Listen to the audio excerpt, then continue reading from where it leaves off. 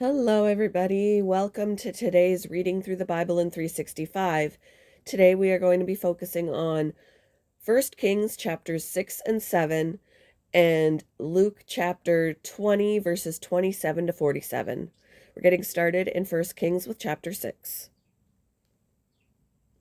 It was in mid-spring in the month of Ziv, during the 4th year of Solomon's reign, that he began to construct the temple of the Lord. This was 480 years after the people of Israel were rescued from their slavery in the land of Egypt. The temple that King Solomon built for the Lord was 90 feet long, 30 feet high, and 45 feet high.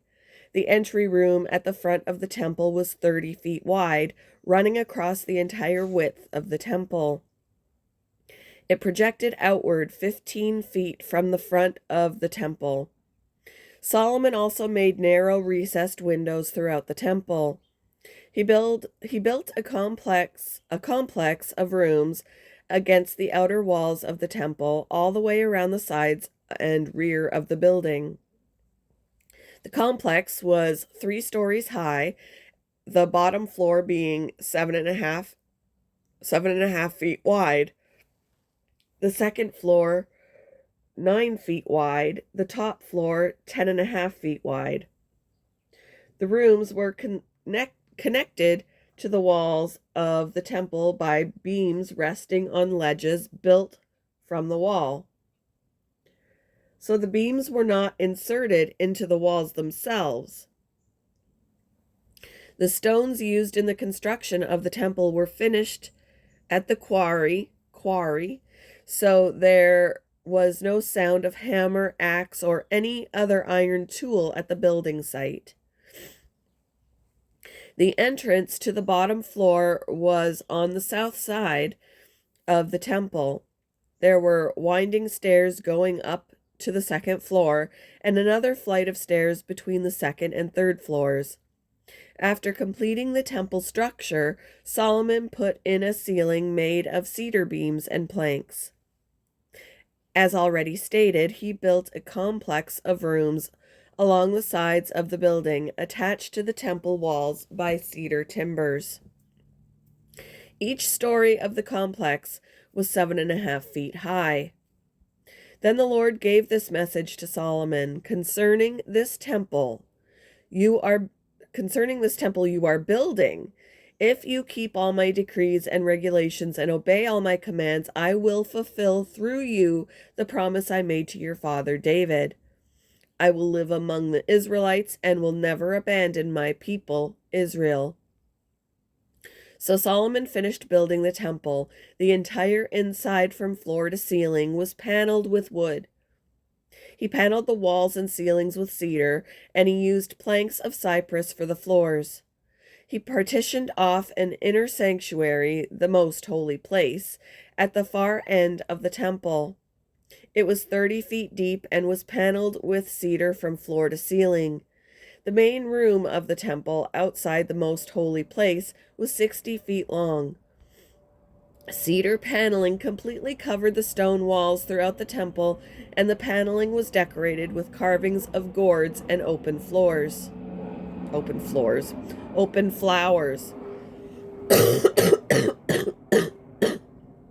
Excuse me, guys. He prepared the inner sanctuary at the far end of the temple, where the Ark of the Lord's covenant will be placed. This inner sanctuary was 30 feet long, 30 feet wide, and 30 feet high. He overlaid the inside with solid gold. He also overlaid the altar made of cedar. When Solomon overlaid the rest of the temple's interior with solid gold, and he made gold chains, then Solomon overlaid the rest of the temple's interior with solid gold, and he made gold chains to protect the entrance to the most holy place. So he finished overlaying the entire temple with gold, including the altar that belonged to the most holy place. He made 2 cherubim of wild olive wood, each 15 feet tall, and placed them in the inner sanctuary. The wingspan of each of the cherubim was 15 feet, each wing being 7.5 feet long. The two cherubim were identical in shape and size. Each was 15 feet tall. He placed them side by side in the inner sanctuary of the temple. Their outspread wings reached from wall to wall, while their inner wings touched at the center of the room. He overlaid the two cherubim with gold. He decorated all the walls of the inner sanctuary and the main room with carvings of cherubim, palm trees, and open flowers. He overlaid the floor in both rooms with gold. For the entrance to the inner sanctuary, he made double doors of wild olive wood with 5-sided doorposts. These double doors were decorated with carvings of cherubim, palm trees, and open flowers. The doors, including the decorations of cherubim and palm trees, were overlaid with gold. Then he made 4-sided doorposts of wild olive wood for the entrance to the temple. There were 2 folding doors of cypress wood, and each door was hinged to fold back upon itself. These doors were decorated with carvings of cherubim, palm trees, and open flowers, all overlaid evenly with gold. The walls of the inner courtyard were built so that there was 1 layer of cedar beams between every 3 layers of finished stone. The foundation of the Lord's temple was laid in mid-spring in the month of Ziv, during the 4th year of Solomon's reign. The entire building was completed in every detail by mid-autumn in the month of Bul, during the 11th year of his reign. So it took 7 years to build the temple. Chapter 7. Solomon also built a palace for himself, and it took him 13 years to complete the construction. One of Solomon's buildings was called the Palace of the Forest of Lebanon. It was 150 feet long, 75 feet wide, and 45 feet high. There were 4 rows of cedar pillars and great cedar beams rested on the pillars. The hall had a cedar roof. Above the beams on the pillars were 45 side rooms arranged in 3 tiers of 15 each. On each end of the long hall were 3 rows of windows facing each other. All the doorways and doorposts had rectangular frames and were arranged in sets of 3, facing each other. Solomon also built the Hall of Pillars, which was 75 feet long and 45 feet wide. There was a porch in front, along with a canopy supported by pillars. Solomon also built the throne room, known as the Hall of Justice, where he sat to hear legal matters. It was paneled with cedar from floor to ceiling. Solomon's living quarters surrounded a courtyard behind this hall, and they were constructed the same way. He also built similar living quarters for Pharaoh's daughter, whom he had married. From foundation to eaves, all these buildings were built from huge blocks of high-quality stone, cut with saws and trimmed to exact measure on all sides. Some of the huge foundation stones were 15 feet long, and some were 12 feet long. The blocks of high-quality stone used in the walls were also cut to measure, and cedar beams were also used.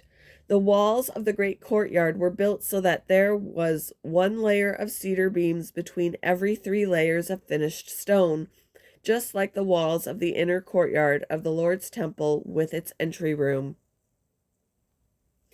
King Solomon then asked for a man named Huram to come from Tyre. He was half Israelite, since his mother was a widow from the tribe of Naphtali, and his father had been a craftsman in bronze from Tyre. Huram was extremely skillful and talented in any work in bronze, and he came to do all the metalwork for King Solomon. Huram cast 2 bronze pillars, each 27 feet tall and 18 feet in circumference. For the tops of the pillars, he cast bronze capitals, each 7.5 feet tall. Each capital was decorated with 7 sets of lattice work and interwoven chains. He also encircled the lattice work with 2 rows of pomegranates to decorate the capitals over the pillars. The capitals on the columns inside the entry room were shaped like water lilies, and they were 6 feet tall. The capitals on the 2 pillars had 200 pomegranates in 2 rows around them, beside the rounded surface next to the lattice work. Huram set the pillars at the entrance of the temple, one toward the south and one toward the north. He named the one on the south Jachin and the one on the north Boaz. The capitals on the pillars were shaped like water lilies, and so the work on the pillars was finished. Then Huram cast a great round basin 15 feet across from rim to rim, called the sea. It was 7.5 feet deep and about 45 feet in circumference. It was encircled just below its rim by 2 rows of decorative gourds. There were about 6 gourds per foot all the way around, and they were cast as part of the basin. The sea was placed on a base of 12 bronze oxen, all facing outward. 3 faced north, 3 faced west, 3 faced south, and 3 faced east, and the sea rested on them. The walls of the sea were about 3 inches thick, and its rim flared out like a cup and resembled a water lily blossom. It could hold about 11,000 gallons of water. Huram also made 10 bronze water carts, each 6 feet long, 6 feet wide, and 4.5 feet tall. They were constructed with side panels braced with crossbars. Both the panels and the crossbars were decorated with carved lions, oxen, and cherubim. Above and below the lions and oxen were wreath decorations. Each of these carts had 4 bronze wheels and bronze axles. There were supporting posts for the bronze basins at the corners of the carts. These supports were decorated on each side with carvings of wreaths. The top of each cart had a rounded frame for the basin. It projected 1.5 feet above the cart's top like a round pedestal, and its opening was 2.25 feet across. It was decorated on the outside with carvings of wreaths. The panels of the carts were square, not round. Under the panels were 4 wheels that were connected to axles that had been cast as one unit with the cart. The wheels were 2.25 feet in diameter and were similar to chariot wheels. The axles, spokes, rims, and hubs were all cast from molten bronze. There were handles at each of the 4 corners of the carts, and these too were cast as one unit with the cart. Around the top of each cart was a rim 9 inches wide. The corner supports and side panels were cast as one unit with the cart. Carvings of cherubims, lions, and palm trees decorated the panels and corner supports wherever there was room, and there were wreaths all around. All 10 water carts were the same size and were made alike, for each was cast from the same mold. Huram also made 10 smaller bronze basins, one for each cart. Each basin was 6 feet across and could hold 220 gallons of water. He set 5 water carts on the south side of the temple and 5 on the north side. The great bronze basin, called the sea, was placed near the southeast corner of the temple. He also made the necessary wash basins, shovels, and bowls. So at last, Huram completed everything King Solomon had assigned him to make for the temple of the Lord. The 2 pillars, the 2 bowl-shaped capitals on the top of the pillars, the 2 networks of interwoven chains that decorated the capitals, the 400 pomegranates that hung from the chains on the capitals, 2 rows of pomegranates for each of the chain networks that decorated the capitals on top of the pillars, the 10 water carts holding the 10 basins, the sea and the 12 oxen under it, the ash buckets, the shovels, and the bowls. Hiram made all these things of burnished bronze for the temple of the Lord, just as King Solomon had directed. The king had them cast in clay molds in the Jordan Valley between Succoth, and Zarethan. Solomon did not weigh all these things because there were so many. The weight of the bronze could not be measured.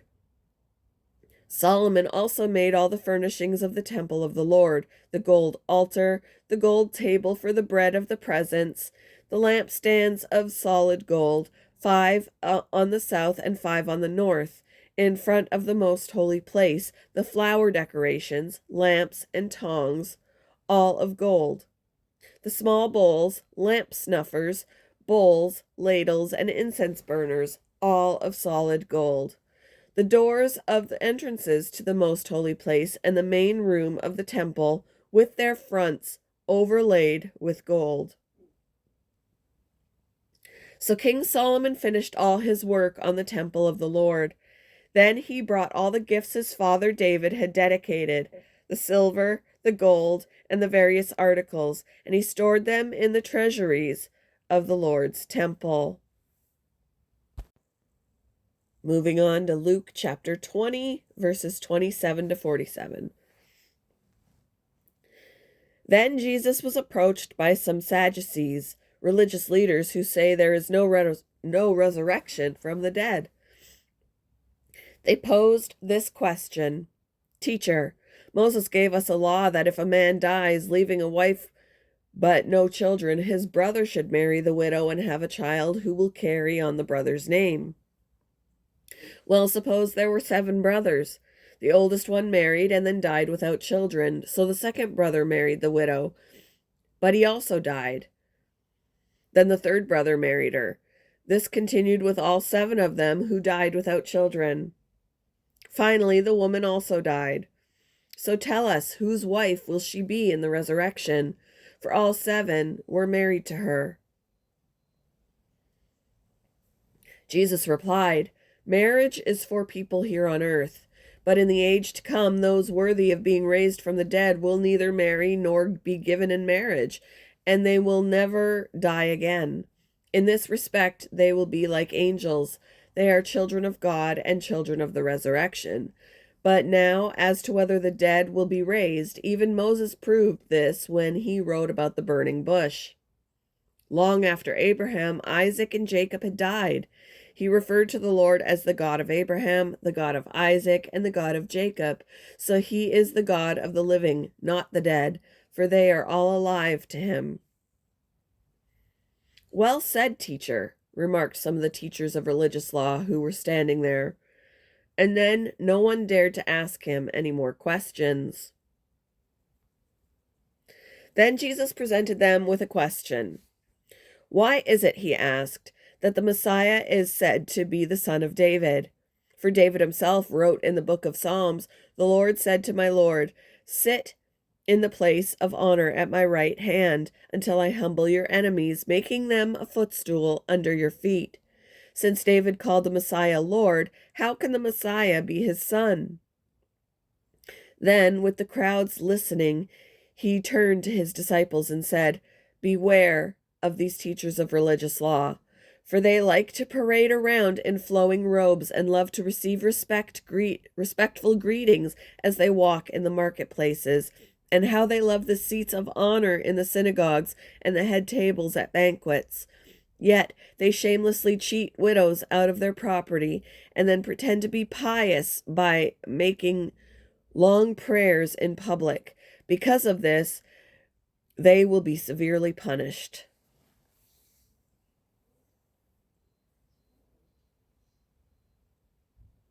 Thank you for joining me for today's Reading Through the Bible in 365. I hope you all have a wonderful Friday, and I will see you in the next one, guys.